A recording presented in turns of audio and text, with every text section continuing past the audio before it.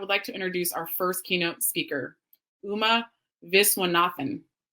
Many of you may feel that as a nation, we are increasingly divided on issues and becoming more polarized and siloed by the day. is doing exciting work towards bridging these divides.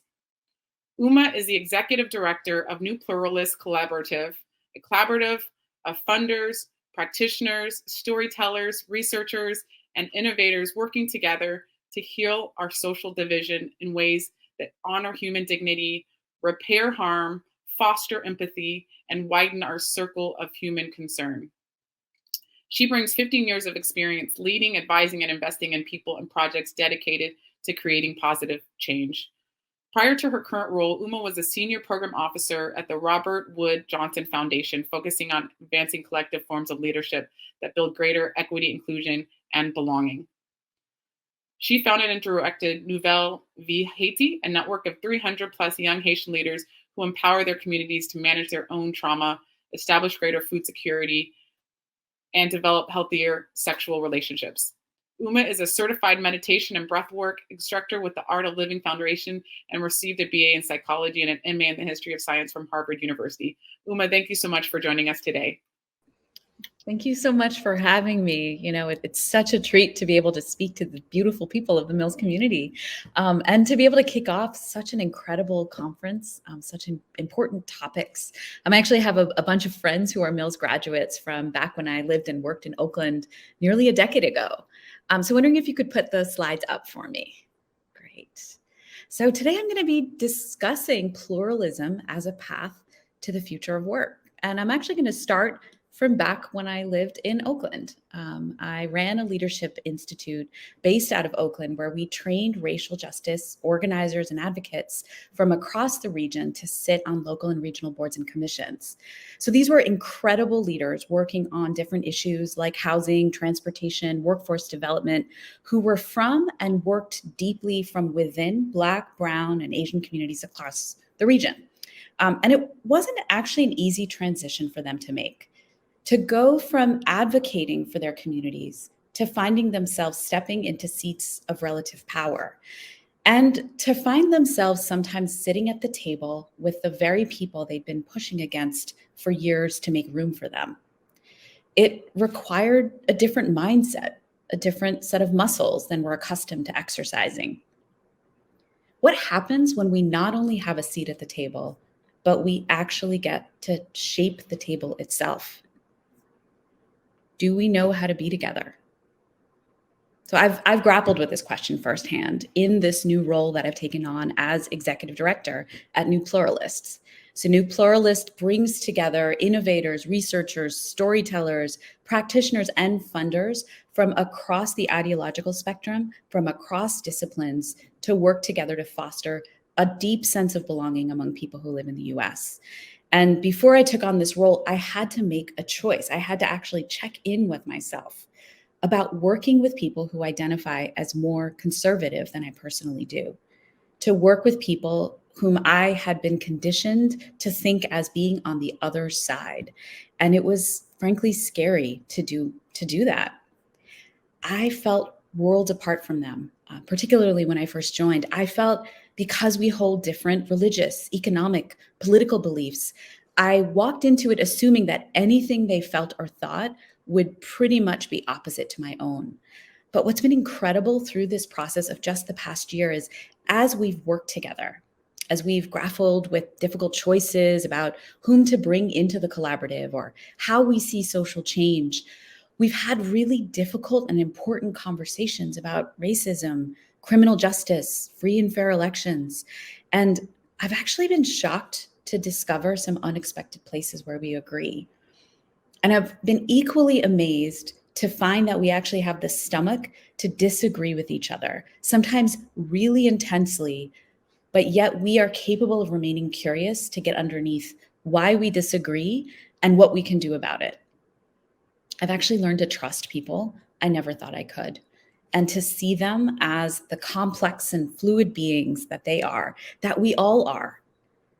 They also have personal stories and journeys of seeking, healing, meaning making that have led them to believe the things that they do, just as we all do. And I've come to see that we actually share a sense of connection and a passion for enabling peace and belonging among all people.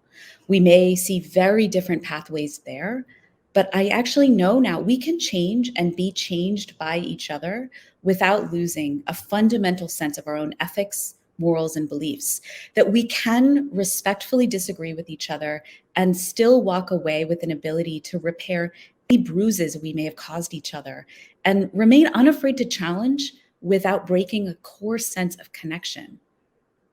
This type of muscle is so rarely built. We are so separated from each other across all levels, across our geographies, our racial, cultural, lived experiences, our socioeconomic status. But I believe, like with anything new, if we practice this, if we build this muscle, this can be our new normal. And it's imperative that we build this muscle, because a country divided as we currently are is not serving any of us.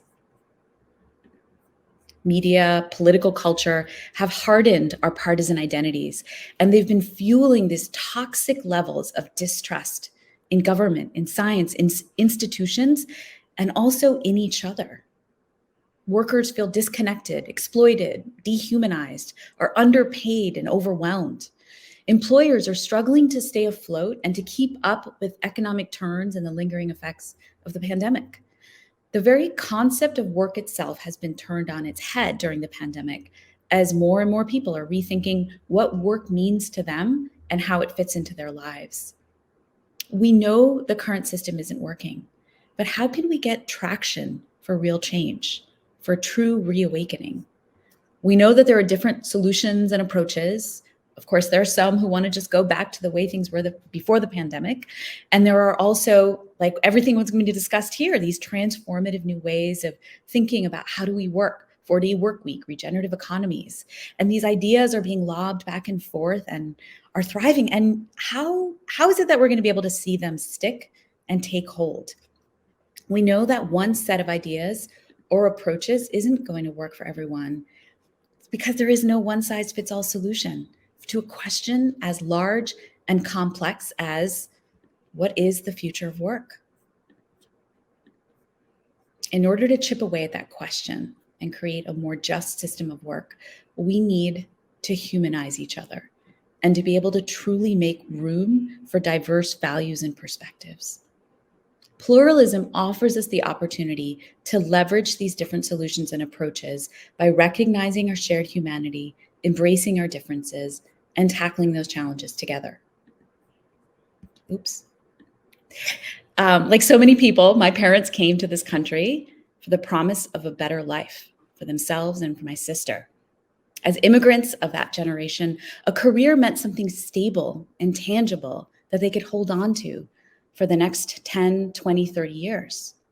Work was not really about purpose and passion for them. It was about setting themselves up to save and sacrifice for their kids so they could meet those opportunities and build a meaningful life. For them, that was the promise of America. And I know this promise is not available to everyone in the same way. It was available to them in a way that's different than it's available to me, and it's different from what's available to each of you, which would have been different if I'd grown up in a different race, different religion, class, or geography. The promise of true equality, true democracy in America is unfinished, incomplete, and imperfect, but it's still worth fighting for. Pluralism offers us a better way to fulfill that purpose, that promise, to build a bigger table of belonging, to build a system of work that empowers instead of exploits, that gives space for humanity as part of the workforce and creates pathways to prosperity for all. But how? Actually, maybe we can just stop slides. I think the slides are a little bit off. How do we do this when our country feels more polarized than ever? When consensus building and compromise not only seem impossible, they seem like a cop-out. What does it look like to design a future that no longer pits winners against losers? We know that the pandemic has laid bare a multitude of longstanding challenges in our country, such as structural inequity, systemic racism, exploitative work practices. This time gives us this gift of an opportunity to rethink, rebuild the systems and structures that no longer serve us. For the 3.95 million workers who quit their jobs during the Great Resignation, the system of work was not working for them. This is a wake-up call, an opportunity to examine that system, to examine the hurts it has wrought, and to truly redefine the purpose of work. It's an opportunity to radically reimagine work in a way that centers ecological thriving and human thriving and being. We can reimagine it in a way that centers diversity, equity, inclusion, and belonging. We can re-envision it in a way that centers equal pay for women, in a way that centers worker dignity and equity, and a way that enables us to contribute through our work while being whole people, taking care of our children and families and communities. But we cannot reimagine it alone by shouting at each other from our own corners. Radical transformation requires that we find each other across our varied power dynamics and histories, our different needs and incentives and roles as workers, employers, community leaders, politicians, and business leaders. It is asking us, this moment is asking us to hold a bigger we. This is exactly the kind of moment that pluralism was made for.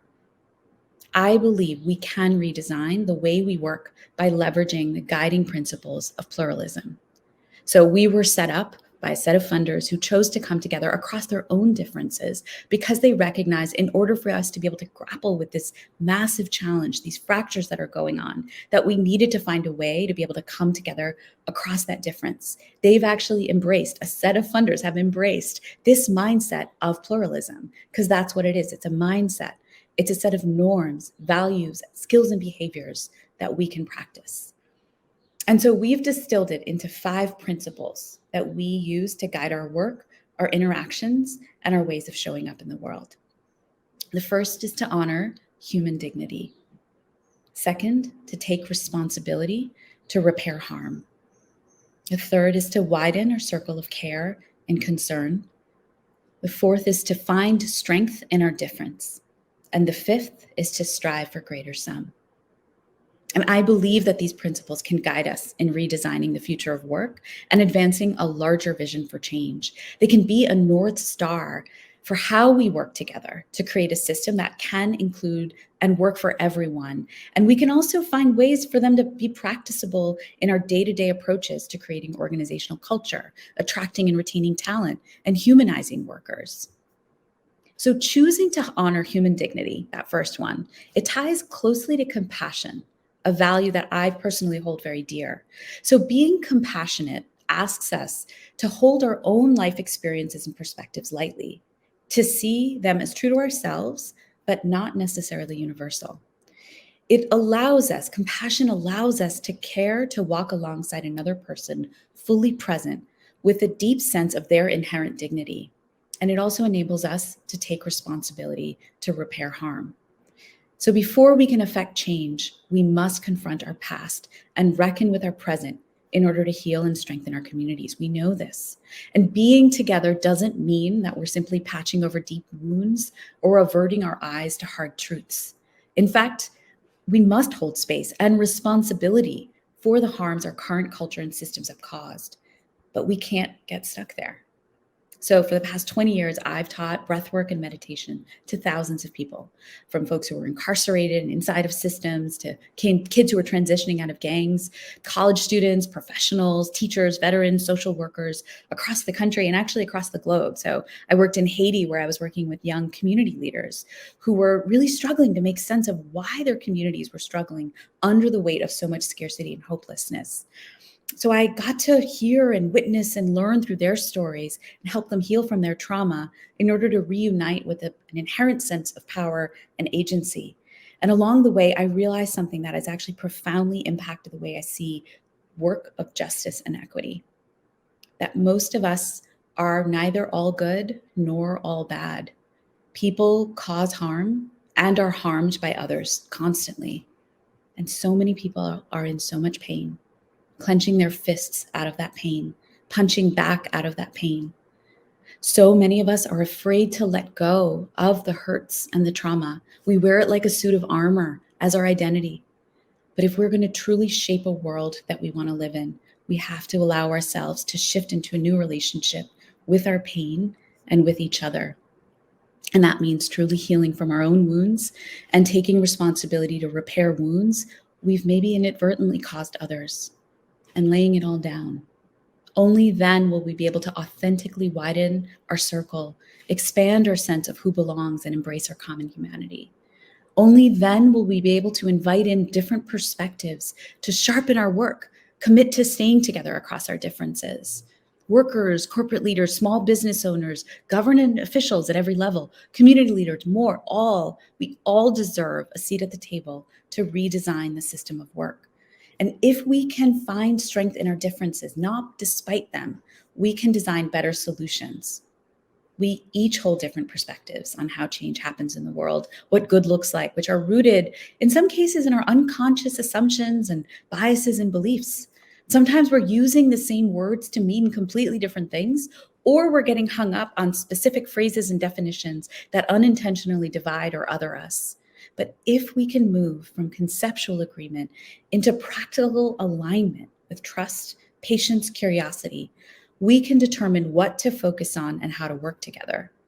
If we can strive for greater sum, we can challenge a zero-sum view that one group's gain is another's loss. We can create win-win solutions that through curiosity, collaboration, and creativity. Employers don't have to lose out on profits and productivity if they pay workers a living wage.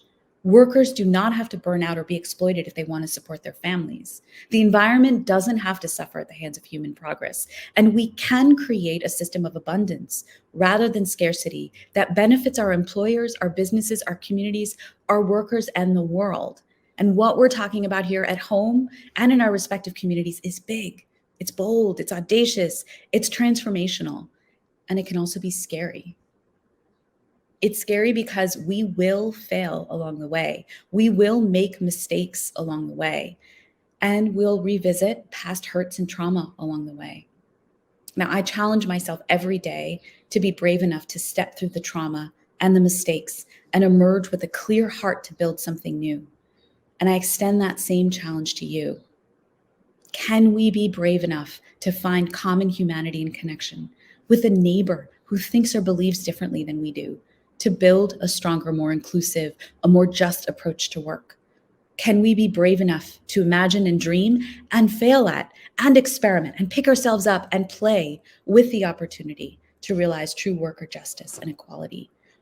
We've arrived at an unprecedented moment in history, in time, where we can make changes to a system that is centuries old and no longer works. We have before us an opportunity to lay the foundation for a new system of work that can revolutionize our lives and our communities. And most importantly, we have the opportunity to do it together. Thank you. Wow. Your work, it's just so powerful. I had chills. I love when you said most of us are neither all good or all bad. Thank you so much for sharing pluralism and the work that you are doing to create a better, more empathetic world. So thank you so much.